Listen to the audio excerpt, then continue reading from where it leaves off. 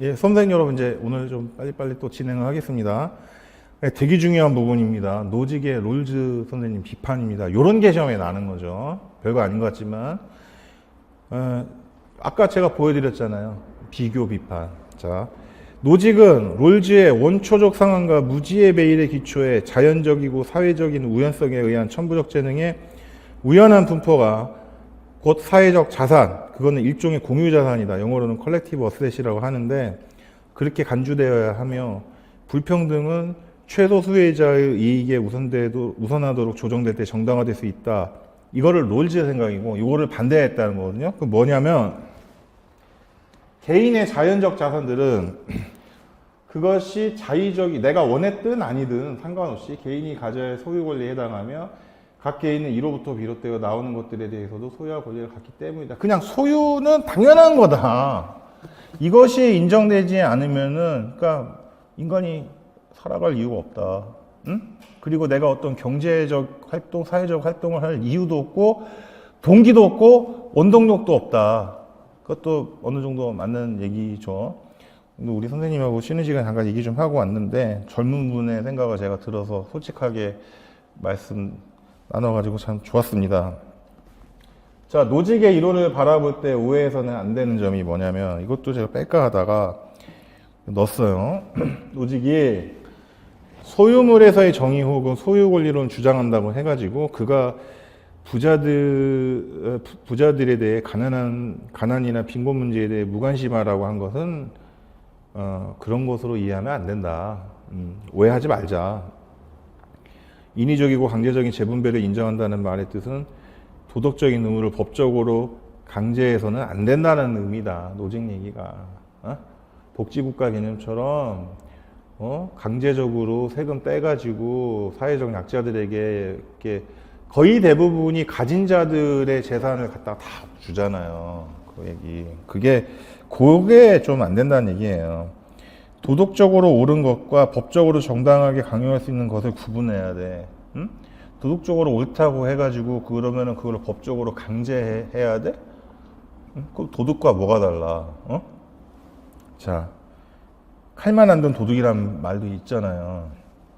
자, 그러면 노직에게 자선, 이거죠.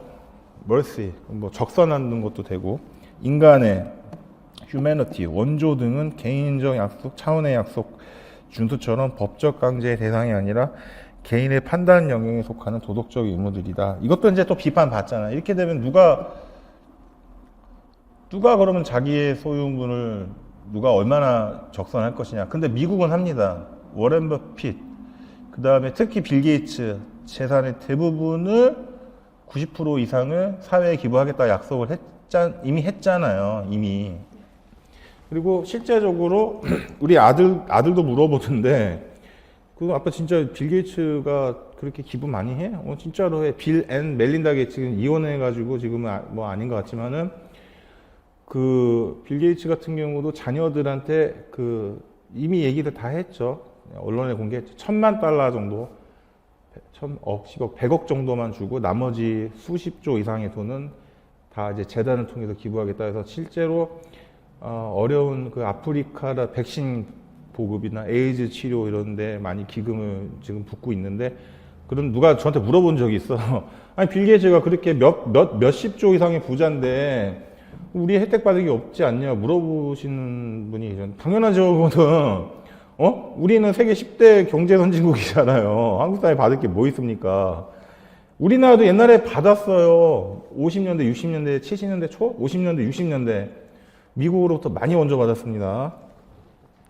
자, 그러면 부유한 사람이 가난한 사람에게 자선을 하지 않는다면 도덕적으로 비난하는 일이긴 하지만, 그거는 누구의 권리를 침해한 거야? 아니다. 하지만 국가가 복지와 재분배를 위해 정책을 강제한다면 이것은 각자의 소유에 관한 기본 권리를 침해한 것이다. 그래서 우리나라에도 이런 개념이 80년대 말 90년대부터 생겼어요. 토지 공개념. 땅의 소유권을 인정하긴 하지만은 무한정 이거를 갖다가 인정을 해야 되느냐? 등기부 등본에는 당신 거지만 네 맘대로 그런다고 해가지고 부동산은 아파트를 50채 가지고 이러면 안 된다. 이게 지금 이게 무슨 얘기냐면, 수험생분들 중에 아는 분도 계실 텐데, 제가 실제로 이런 적이 있어요. 제가 원룸을 계약을 하려고 옛날에 대학원 다닐 때 대학교 때는 기숙사 다녔지만 원룸을 계약을 하는데 누가 아저씨가 한 명 오시는데 이 아저씨가 그렇게 나이 많지 않아. 지금 내 제 나이 정도? 40대? 근데 이분이 아파트에 원룸이나 이런 아파트, 작은 아파트, 13평 이런 아파트를 20채 갖고 있었어. 그러니까 소유 권리를 인정을 하면 당연한 건데 이런 사람들이 너무 그러니까 얼마나 많겠어요. 그런 분들이 전국적으로 몇천 명 이상 될 거 아니에요. 이런 사람들이 담합을 해가지고 또 자기가 아파트 20채니까 가격을 안 내려. 물론 이제 자유시장 경우 서플라이 디맨드에 의해서 좀 조정이 되긴 하겠지만 탄력성이 굉장히 강하다고. 잘 변동을 안 해요. 담합행위를 해버리면 빈 공실이 있어도 버텨. 일단 사람들이 차압으로 넘어가기 전까지는. 그러니까 그래서 그런 사람들을 보면은 당연히 노직의 소유 권리론도 비판을 좀 받아야 되는 건 맞아요. 롤즈처럼 부동산 과세를 강하게 해가지고 아파트를 쓸데없이 20채에서 50채, 20채씩 가져가지고 월세를, 저희 때는 월세가 30만 원 정도 했거든, 원룸이. 근데 지금 50만 원 정도 한다며요. 월급은 근데 2배가 안 돼. 저 처음 선생님 때도 월급 200만 원이면은 180만 원. 근데 지금은 월급이 380만 원 안 되잖아요. 400만 원이. 근데 원룸 비용은 50만 원, 60만 원 넘어간다, 55만 원 넘어간단 말이에요. 자, 노직의 2번 자유지상주의적인 입장은 오직 자본주의만이 유일한 대안이라는 뜻은 아니다. 자유지상주의는 각자 혹은 집단, 특정한 집단의 삶의 방식이나 신념이 중요하니까 존중되어야 된다는 뜻이고, 개인이나 집단의 자유로운 선택이 무엇보다 중요하다는 뜻이다. 이게 제일 중요한 겁니다. 당사자의 동의, 이거 원래 볼딕 처리를 했는데 여기서는 안 보이네. 동의 없이 어떤 삶의 방식과 신념을 강제해서는 안 돼. 아무리 그것이 정의라고 할지라도 나한테 신념을 강제하지 마. 토지공개념이란 개념을 나한테 강제하지 마. 이 얘기입니다, 지금. 이런 믿음을 가장 잘 담아내는 것이 최소국가이다. 최소국가에서, 자, 여기 중요합니다. 개인은 자신의 다양한 도덕적, 종교적, 사회적 열망을 실현하여 외부의 간섭 없이 공동체를 조성하면 되고, 형상이 아니라 형성입니다. 형성하고, 수정해서 아침에 올려드릴게요. 자, 형성하고 자신들이 원하는 삶의 방식에 따라 상호 불간섭의 원칙을 준수하면서 자유롭게 공존할 수 있다라는 얘기인데, 노직도 보면은 원론적으로는 굉장히 센 얘기를 하셨는데 강론에 들어가면은 그러면 당신의 이상과 그런 주장이 실현되기 위한 그러면 구체적인 방법이 뭐냐? 그럼 잘 모른다 그러잖아요, 이분도. 아까도 얘기했잖아요. 비정형적 원리 같은 거 얘기를 하면서 그럼 후손들에 관계되는 문제, 세대를 뛰어넘는 문제, 재산의 이 소유권을 어디까지 인정해야 되나? 이완용의 후손분들을 그러면 그거 인정해야 되느냐? 그러면 기준이 뭐냐? 이런 거 자기도 모른다, 실질적으로. 자, 그러면 또 넘기시고. 그러니까 요건데 노직 끝났습니다. 이게 중국 인민공사라는 건데 이게 중국 공산당이 1949년에 9월 9일 중화인민공화국 수립 선포를 해요. 천안문 광장에서 마오쩌둥이랑 주요 저운라이랑 하는데 사실은 이제 중국 역사까지 얘기할 건 아닌데 중국 공산당하고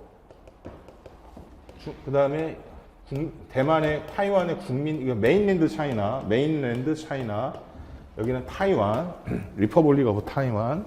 근데 원래 진짜 본토 메인랜드 차이나 주인은 중국 국민당이죠. 얘들이 주인이었죠.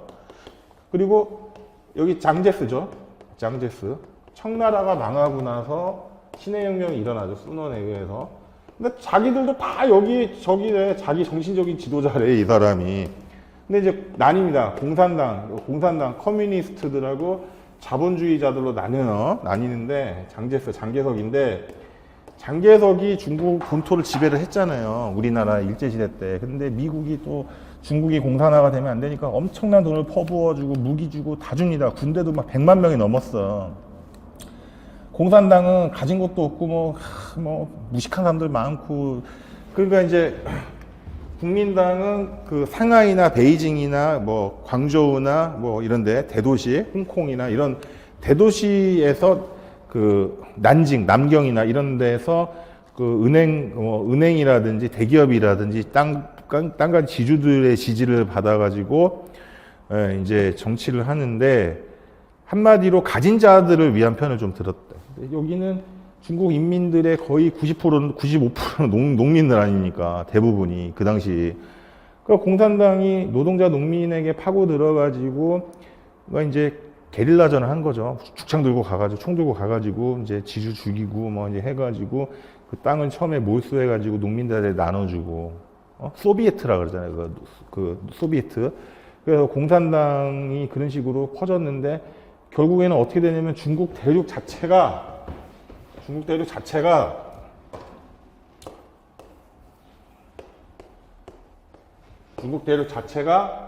대도시 몇 개만 남겨두고, 무슨 말씀인지 알죠?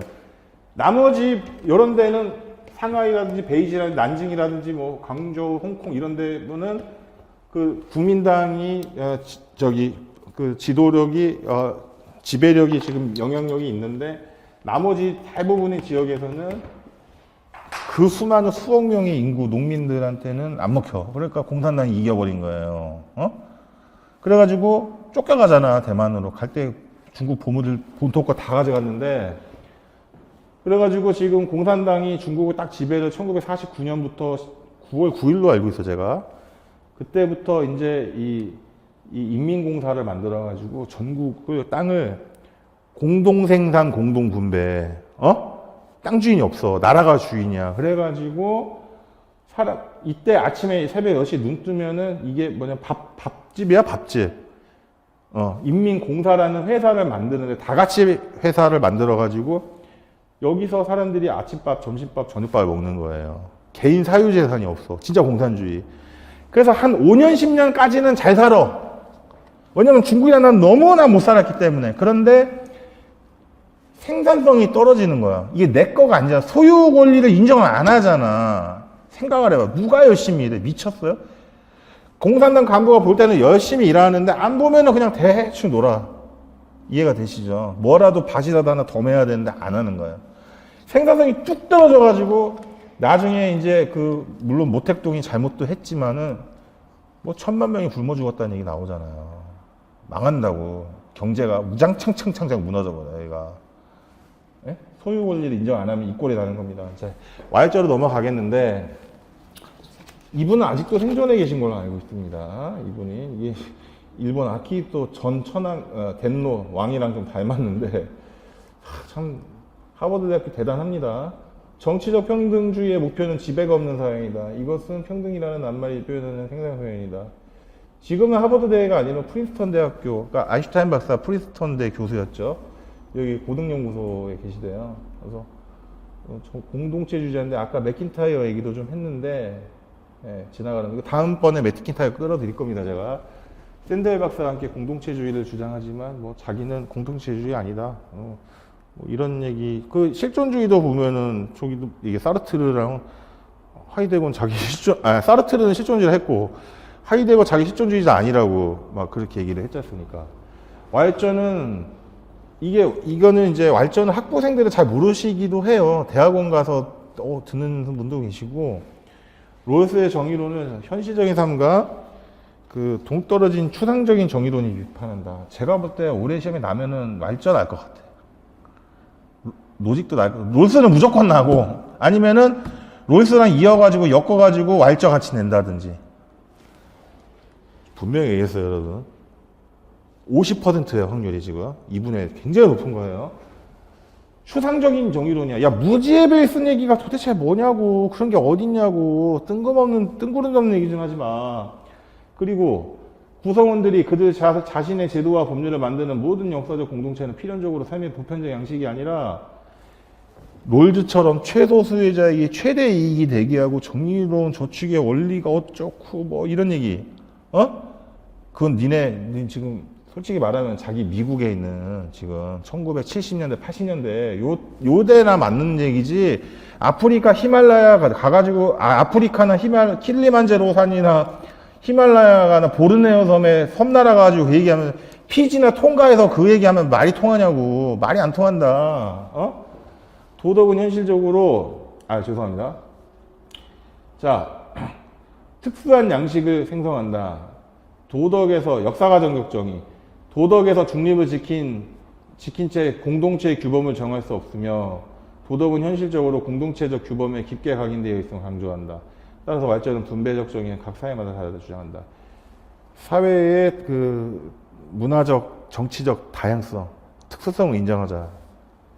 근데 이것도 문제가 있어요. 이걸 완전히 인정하게 되면 무슨 일이 발생하냐면은 각 문화나 각 국가마다 문화권마다 발생하는 부정의한 그런 행태들을 인정하게 돼. 에? 무슨 말씀인지 알죠? 소수민족 탄압이라든지 중국의 위구르족 탄압부터 해가지고 이라크의 쿠르드족 탄압이라든지. 자, 상이한 사회적 재화, social goods. 상이한 사회적 재화라는 개념이 있습니다. 서로 다르다는 거야. 상이하다는 건 different잖아요. 서로 다른 상이한 절차와 상이한 주체에 의해 상이한 이유에 서로 다른 이유에 의해 입각해서 그것에 의해서 분배되어야 되며 이 모든 차이들은 사회적 재화 그 자체에 대한 상이한 서로 다른 이해로부터 도출되는 것이다. 이거는 역사적이고 문화적인 특수주의에 불가피한 산물이다. 역사적이고 문화적인 특수주의. 역사적인 것이다. 상이한 사회적 재화는 고려 인삼이 고려에서의 그 가치와 중국에서 송나라에서의 가치가 다르잖아요. 맞지 않습니까? 예? 각각의 적합한 특수적 분배 장치들을 지니는 상이한 분배 영역을 이루며 정의의 자율적인 분배가 이루어진 것을 보인다. 사람을 재화라고 볼 수는 없지만 여러분 이게 되게 웃깁니다. 이 문화권마다 시대마다 똑같은 나라 차이가 있거든요. 지참금이라는 제도가 있어. 유럽에서는 결혼할 때 신부가 그러니까 보통 보면은 지참금이 뭐냐면 유럽에서도 신부가 그 어떤 유력한 가문에 시집을 갈 때 지참금을 재산을 가지고 와. 오케이, 이해가 됐죠? 그 다음에 또 그 인도도 웃긴 나라야. 오히려 남자가 지참금 가져와야 되는데 남자가 1억 명이 많아. 중국도 남자가 가져가는 게 또 여자가 가져가요. 그죠? 근데 이제 아시아권 보면은 남자가 대부분 지참금 개념으로 재산을 갖고 옵니다. 결혼할 때. 맞잖아요. 아무래도. 에? 제가 남자 편, 여자 편이 아니라. 다 다른 거예요.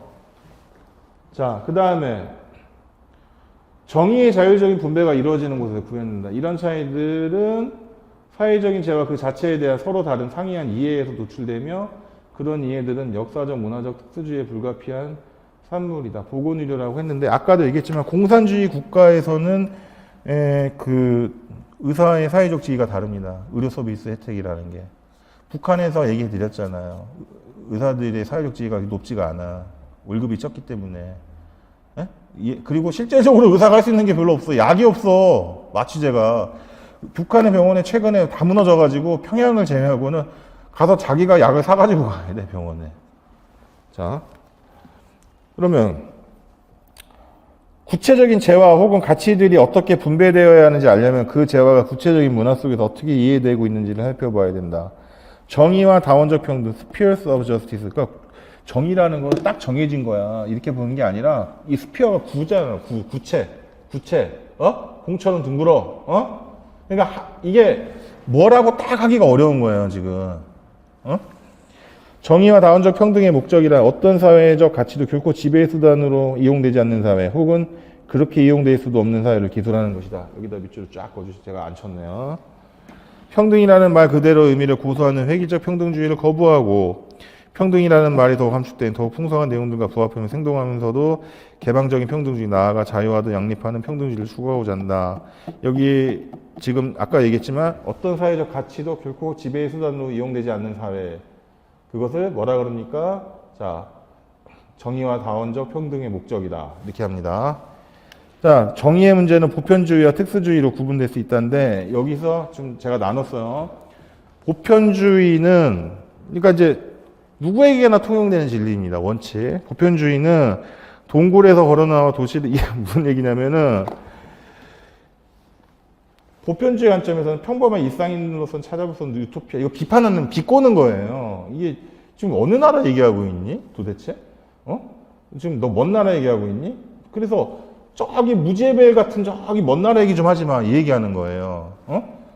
와일저는 오히려 나는 여기 보면 플라톤 얘기가 나오거든요. 그러니까 오히려 내가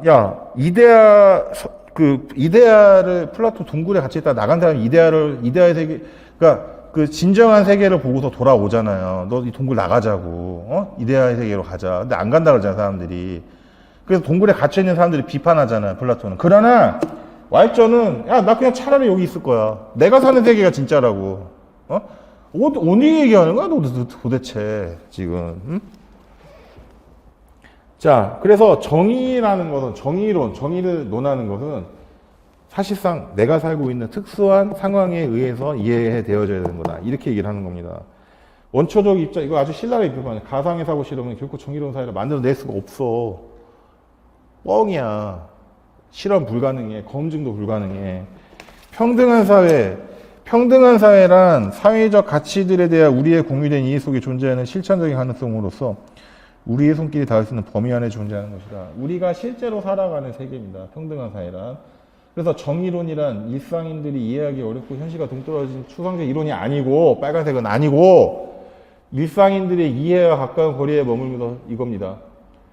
특정 사회의 역사, 여기다 밑줄 좀 한번 거주세요. 특정 사회의 역사 문화를 비판적으로 해석하는 이론이다. 동대문 광장시장을 제가 사진인데 여기 보시면은 그러니까 이게 무슨 말이냐면 정의론이라는 게 여러분 잘 보세요. 여러 가지로 뭐 수백 개로 이해할 수 있는데 단골이라는 개념이 있잖아요. 애누리라는 개념도. 단골한테는 나 갔는데 손님이 갔는데 이런데 가보신 적 있을 거 아니야. 안주가 10,000원이야. 근데 내가 갔을 때는 10,000원을 냈는데 뭐 새우라 그러면 몇 개 안 주는데 여기 갔더니 왔어 하고 더 주는 거야. 1.5배를. 그럼 롤즈식 생각에 하면 이거는 부정의한 거잖아. 그러나 지금 왈자가 볼 때는 아니야. 부정의한 게 아니야. 특수한 문화적인 사회적인 배경을 이해를 해야 돼. 좀 이 얘기를 하는 겁니다. 자, 분배 공동체로서의 인간사. 여기에다까지 누가 정의의 원칙을 적용하냐고. 미친놈이라 그러지. 실제 그러지도 않아요. 맞잖아, 제 말이. 분배 공동체로서의 인간사회. 서로 다른 정치 체제들은 다양한 사회적 가치들을 서로 다른 방식으로 분배하는데 이러한 사회적 가치들은 성원권, 그러니까 구성원, 멤버십이라 그럽니다. 멤버십. 안전과 복지, 돈가산품, 공직, 그러니까 그 직위, 직책, 힘든 노동, 자유시간, 교육, 혈연과 사랑, 신의 은총, 인정, 여기서 인정은 이제 리코그니션, 인식한다. 그러니까 정치 권력 등은 매우 다양하다. 사회적 가치는 이게 여러분들 유튜브 같은 거 이렇게 아까 말한 뭐 정진우 교수님부터 해가지고 여러 뭐 대학 교수님까지 해가지고 많이 나오시는데 쉽게 말하면 이건 롤즈의 말하는 분배 정의란 사실상 돈에 가깝습니다. 직책도 있어요. 공직, 개방된 직위와 직책. 그러나 사실상 돈이에요. 세금이라든지 돈. 사실상. 한정된 재화라고는 하지만 돈에 가깝습니다. 근데 왈저는 사회적 가치는 돈만 있는 게 아니라는 얘기를 하는 거야, 항상. 왜 돈만 이해가 돼? 심지어 명예라든지 이런 것도 다 가치가 있는 거라고 이렇게 얘기를 합니다. 그리고 자, 이러한 가치들의 다원성은 각각의 사회적 가치들에 대한 분배 절차, 그 다음에 분배 주체, 그리고 분배 기준의 다원성으로 이어진다. 우리 인간의 역사가 생긴 이래 수많은 분배적 정의와 관련된 제도 이념이 있어 왔으나 대부분의 학자들은 이것이 정의다. 공산주의자라든지, 혹은 자본주의자라든지, 전자의 다양한 역사적 현실적 사례들을 외면하고 그 전면에 있는 통일성을 자기네들이 살고 있는 그 사회에서의 모습만 지금 근거를 가지고서 방법을 찾았다. 해결 방법을. 롤즈의 정의로, 그러니까 공산주의 망한 게 그거잖아요. 자기네들의 사회에서만 통용하는 얘기를 한 거잖아. 그러니까 원래 공산주의라는 거는 산업이 고도로 발전해 영국이나 이런 데서 일어나서 실제로 공산당선은 1848년을 할 때 엥게스랑 같이 막스가 할 때 원래 그거는 영국 대형 박물관에서 망명생활 중에 발표한 거기 때문에 영국에서 일어났어야 될 일이에요. 그 애기들이 송틀기계 가가지고 깔려 죽는 얘기 했잖아요. 그런데 일어난 거는 다 가난한 나라들이었잖아. 러시아, 중국 이런 나라, 라오스 뭐 이런 나라, 루마니아, 뭐 알바니아 완전히 그냥 찢어지게 가난한 나라였잖아요.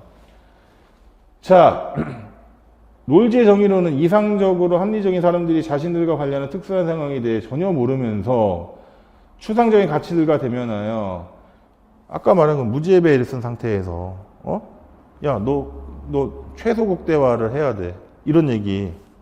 추상적인 가치잖아, 이거. 정의의 원칙을 보편적으로 공평하게 선택하기를 하나의 분배 체계로 만들어버리는 오류를 범해버렸어. 실제 존재하지도 않는 걸 갖고서. 롤제 당신은 너무 말은 그럴싸한데 실제로 이루어지지도 않는 거야. 추상적인 거야. 그리고 가상적인 상황이잖아. 그러니까 이게 지금 이제 그 분배 정의 따라서 제가 지난번에 첫째 수업 시간에 얘기했는데 미국식 민주주의 체제에서 보면 중국이라는 나라가 무지하게 비민주적이거든요. 근데 제가 얘기를 했잖아요. 공산주의도 형식적으로는 민주주의라고. 근데 중국이 이 공산당 지도부가 얘네들의 원래 6명이었어요. 상무위원이라고 제가 얘기 드렸잖아. 9 멤버스 9명으로 확대가 됐는데 여기서 우두머리가 시진핑이고 세컨드가 리커창인데 원투가 돼야 돼. 근데 중국 인민은 14억이란 말입니다. 그러니까 이제 일단 형식적으로는 뽑아. 전국 인민 대표를 전인대에서 1년에 한 번씩 모여요. 베이징에 모여. 여기 모여. 오성공기 밑에 모이는데 호텔에 재워주고 뭐하고 다 한다 그랬잖아요. 이 사람들 혜택을 줘. 그런데 중국이란 나라가 왜 이런 독재 체제를 하냐면 여러 가지 이유가 있는데 뭐 제 말만이 꼭 답은 아니라 경험을 해봤잖아. 장제스의 국민당 자본주의 체제에서 얼마나 엉터리가 됐는지. 지금 중국 공산당이 민주화를 못 이루는 이유가 여기서 미국식 민주주의를 완전 도입해보면 중국은 그냥 절단나버려. 중국을 내가 싫어하더라도 그건 사실이에요. 좋아하더라도 사실이고. 당장 다당자가 되면 지금 중국 어떻게 되겠습니까? 완전 무너져요. 당이 한 50개, 100개가 생겨, 이런 나라들은. 안 그래?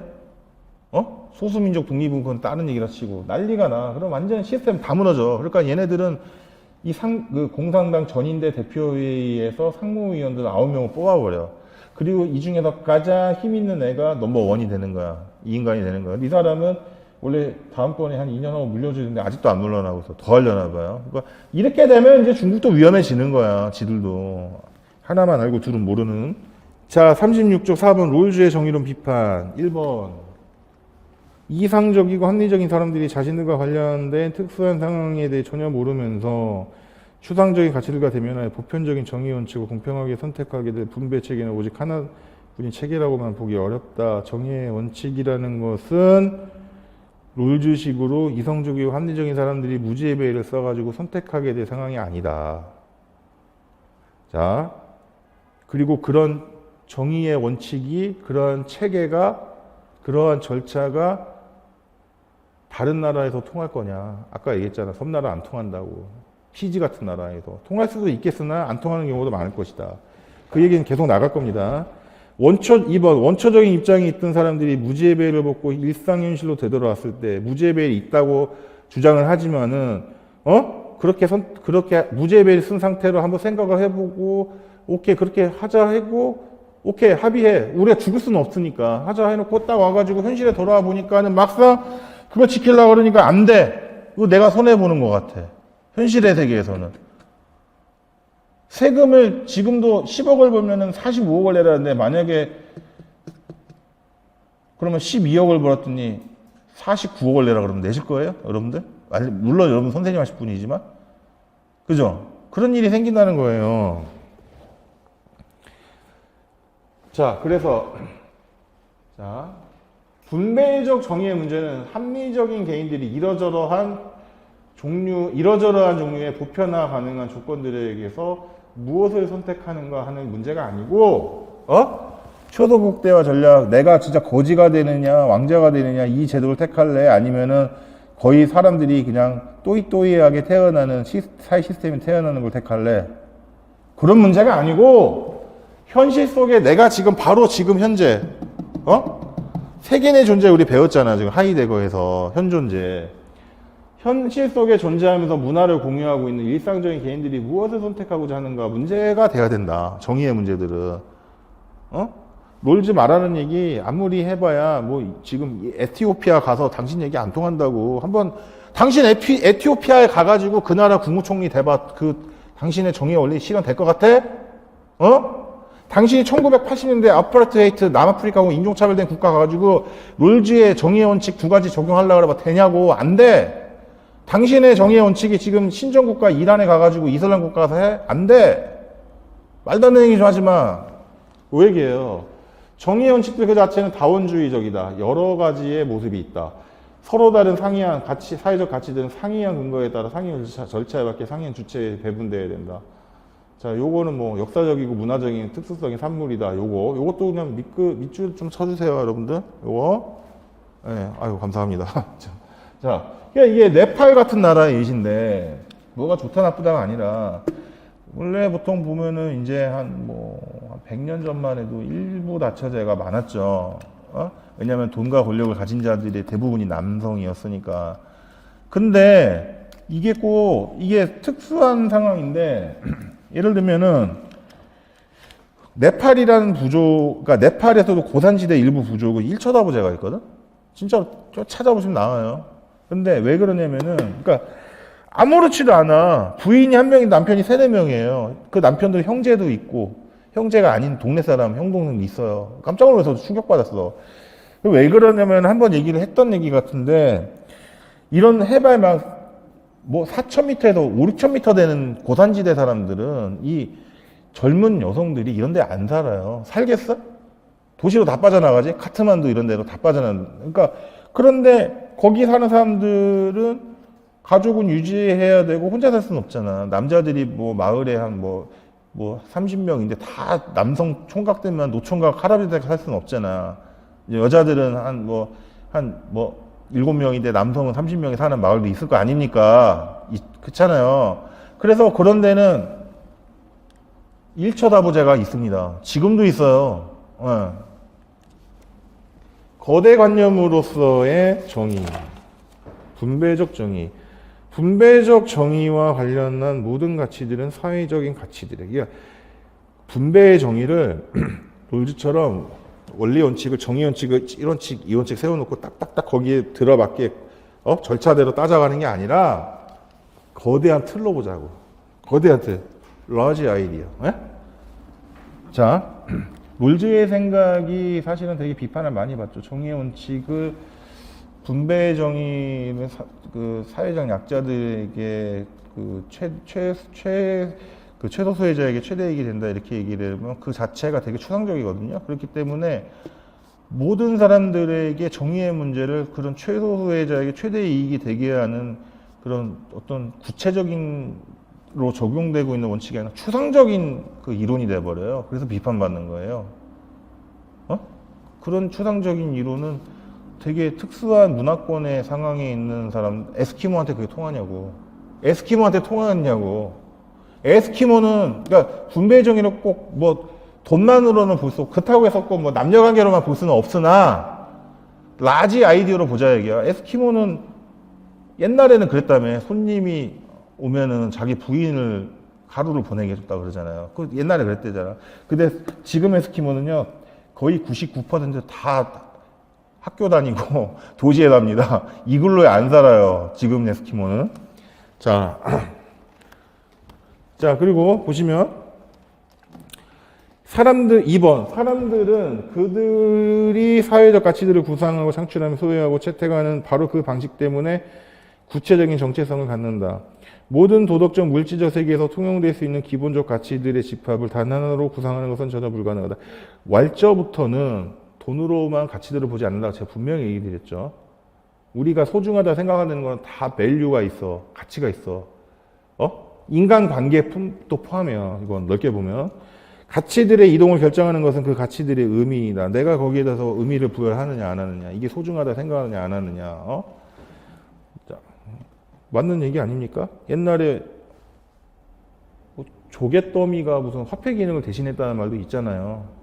그죠? 그리고 되게 더 충격적인 얘기죠. 호모사피엔스가 문명을 처음에 형성하기 시작되기 전에 금이 비쌌을 것 같아요? 쇠가 비쌌을 것 같아요? 쇠가 더 비싸. 아시네. 어떻게 그렇게 해요? 금은 낮은 온도에서도 녹지 않습니까? 근데 예전에 아주 고대 사람들은 쇠는 굉장히 열을 높은 온도를 해야지 녹죠. 그 재련이 안 되잖아, 재련이. 그래가지고 그 쇠붙이 같은 경우는 우연하게 이제 뭐 운석이 충돌했다든지 이런 데서 많이 이제 얻었는데, 그래가지고 쇠가 더 비쌌어요. 아니, 비싼 게 가치가 더 높았어, 쇠가. 처음에는. 그래서 금팔찌 이런 거보다도 쇠로 만든. 근데 사람들이 이제 금이라는 가치를 알게 됐지, 나중에. 왜냐면 금은 시간이 지나도 변화가 없거든. 반짝반짝 계속 한단 말이야. 닦아내면 바로 얘기했잖아요. 반짝반짝 빛난다고. 은만 해도 안 그래. 새까매져요. 자, 그 다음에 사회적 의미들은 그 특성상 역사적인 것이다. 당연한 것이고, 또한 분배 그 자체가 정의로운 분배 및 부정의한 분배 개념은 시간이 지남에 따라 변화가 되는 것이다. 당연한 것이다. 의미들이 서로 뚜렷이 구분될 때 다양한 분배들은 자율적이어야만 된다. 여기 제가 이몽룡과 성춘향 얘기를 했는데, 이거 분배적이야, 이거 관련, 이거 뺄까 하다가, 내가 예시 좀 잘못 든 것 같나 했지만 그냥 냅뒀습니다. 이분들이 이 실존 인물은 아니지만 비슷한 사람들은 있었겠죠. 모티브가 됐겠지. 이 사람들이 나이가 뭐야? 28 청춘 아니에요? 16세? 우리 나이로? 그러면은 28 청춘 16세면은 만 15세라고 잡아갖고 결혼했단 말이에요. 요즘 어떻게 돼? 미성년자 의제로 의제 사건으로 쇠고랑 차요. 요즘에는 시대에 따라 변합니다. 네. 분배적 정의는 이거 좀 약간 쇼킹한 사건인데, 가치들의 세계 전체를 철학적 반성 영역에 끌어들이는, 이거는 뭐 그냥 보시고, 사람들은 가치들을 구상하고 창출하며 생각하고 만들어내는데, 그리고 그렇게 생각되고 만들어낸 가치들을 서로 분배를 하는데, 가치들을 구상하고 창출하는 것이 그 가치를 가치가 있어.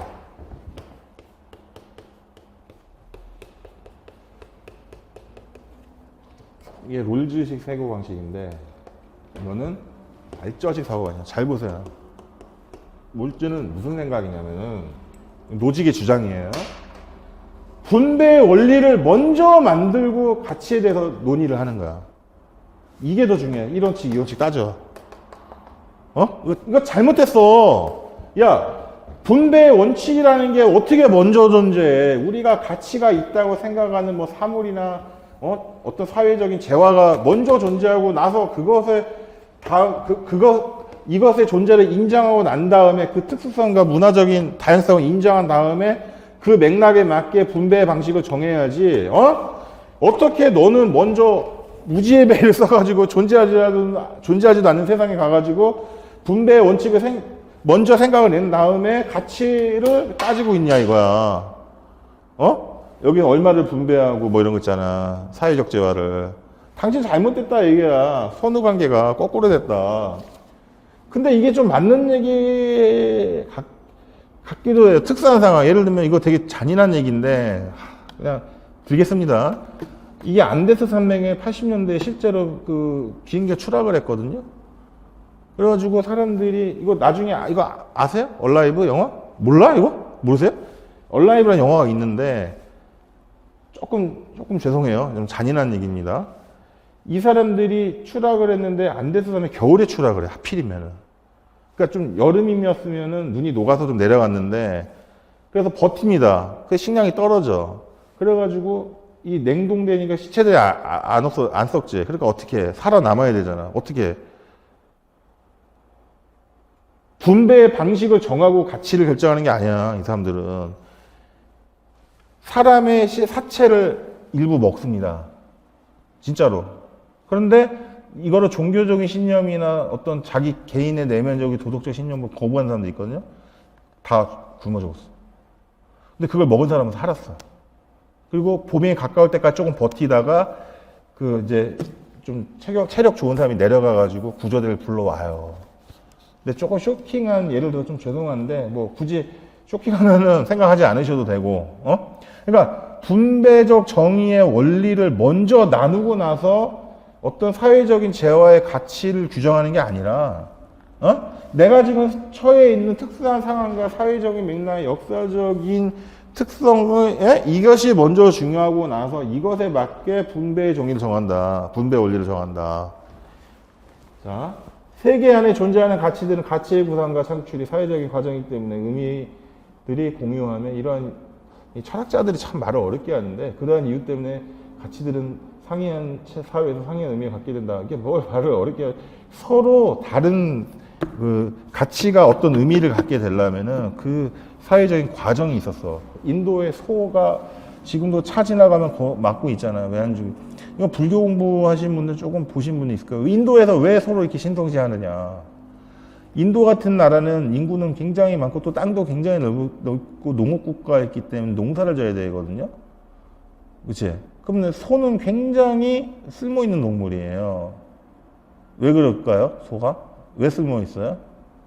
네, 알죠. 농사 우경에도 도움되고, 그죠? 그 다음에 짐도 날라다 주고, 그 다음에 그 배설물로 뭐 거름도 되고, 거기에다 또 그 불로 태워가지고 무슨 일종의 불 붙이는 연료로도 좀 쓰고, 여러 가지 용도가 있었단 말이에요. 가죽으로 또 나중에 뭘 만들고 합니다. 쓸모있는 물건들을. 그러니까 인도 인구가 너무 많고 소의 개체는 한정되어 있기 때문에 이 소를 다 먹어버리게 되면은 어떻게 되는 거야? 그 농업이 유지가 안 되잖아요. 그래서 소를 굉장히 소중하게 생각하다 보니까는 이렇게 요즘 우리 일반인들이 볼 때 이해가 안 되는 상황이 오는 거예요. 문화로 굳어져가지고. 자, 기본적 가치들의, 잠깐만, 지금 몇 페이지 나왔나 좀 보겠습니다. 바로 끝내지 못할 것 같고, 어쨌든 좀 빨리 끝나겠습니다, 오늘은. 기본적 가치들의 단일한 집합을 구상했다 할지라도, 자, 그것은 너무나 추상적인 관점에서 구상되었기 때문에 개별적인 분배를 고려하는 과정에서는 무용지물이 되고 만다.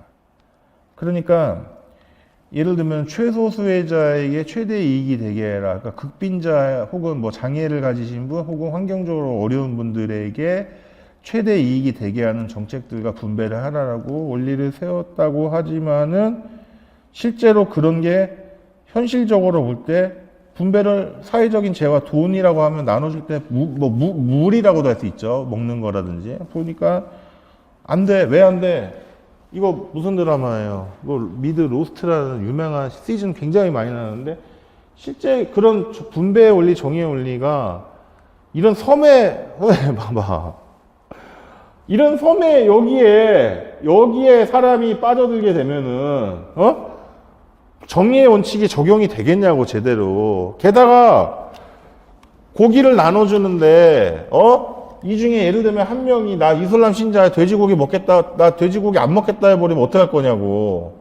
최소 수혜자에게 내 단일한 정의의 원칙, 롤주식 사고방식 절차가 오르면 절차에 동의하면은 결과도 정의로운 거야. 최소 수혜자 맞잖아. 너 지금 노약자잖아. 여기 지금 무인도에서 여기 돼지고기 지금 캔 통조림 발견해. 너 먹어? 나 안 먹어. 왜 안 먹어? 나 이슬람교 신자야. 이래버리면 어쩔 거냐고. 타원적 평등 얘기 나올 수밖에 없는 거예요. 지금 왈저식 생각으로. 당연한 거야 이것도. 식량처럼 단일한 필수적인 가치들마저 장소에 따라 서로 다른 의미를 갖게 된다. 제가 요거 보고 미드 로스트 따온 겁니다 지금. 안 돼. 자꾸 어거지 좀 쓰지 마. 단일한 정의의 원칙, 모든 사회와 모든 시대와 모든 특수적인 상황이 다 적용되지가 않아. 제발 좀 롤즈씨 이 얘기하는 거예요 지금. 우리나라 같으면은 교수님들끼리 평생 아는 척도 안 해. 사실은 그 왈저하고 노직이 서로 그 사회주의에 대한 비판이라는 제목의 강의를 하버드 대학교에서 했어요. 그래서 굉장히 센세이션을 일으켰어요. 근데 롤즈 박사가 사회주의자는 아니잖아. 복지자본주의에 가까운 사람이잖아요.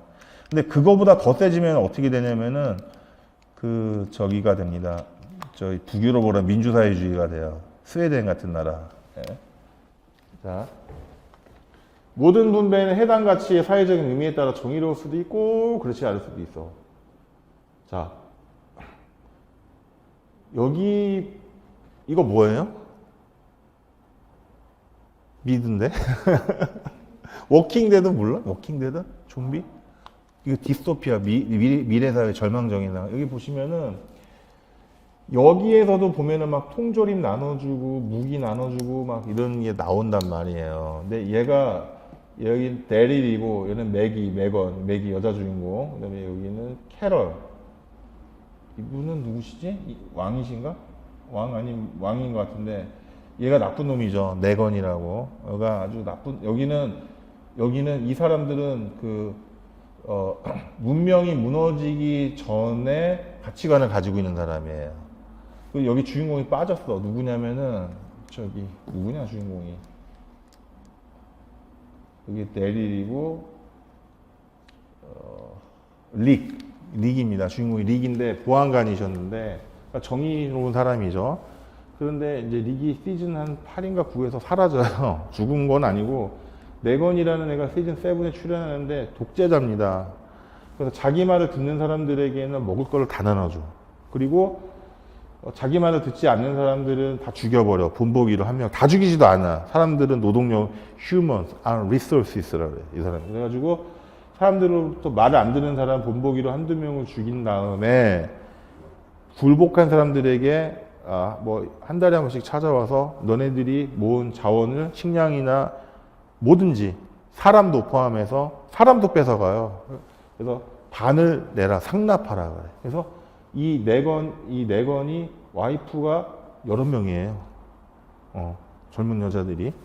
자, 그리고 이 맥이 이분 되게 위대한 훌륭한 분이시죠. 저도 시즌 10까지 거의 다 보긴 봤는데 이런 세계에서는 뭐 이것도 가상의 세계이긴 하지만 전쟁이 일어나면 비슷한 상황이 나온단 말이에요. 치안이 완전히 무너져 버리면. 에?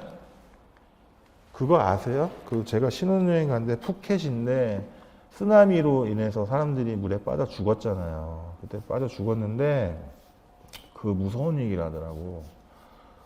가이드가 그러는데 쓰나미가 딱 왔는데 사람이 물에 빠져가지고 판자 갖고 버티고 있는데 어떤 현지인이 얼굴 까만 사람 햇빛에 타니까 이렇게 보트 타고 오기를 살려줘 하는데 하얀 이빨을 치아를 딱 보이더니 씩 웃더니 사람을 무시를 하고 그 사람의 짐 가방 있잖아요. 그것만 싹 건져가지고 가더래. 실제로 그렇게 했대. 생존자의 보고에 의하면. 자, 다양한 분배들은 상대적인 자율성을 지녀야 한다. 모든 사회적 가치들의 집합은 고유한 분배 영역을 구성하며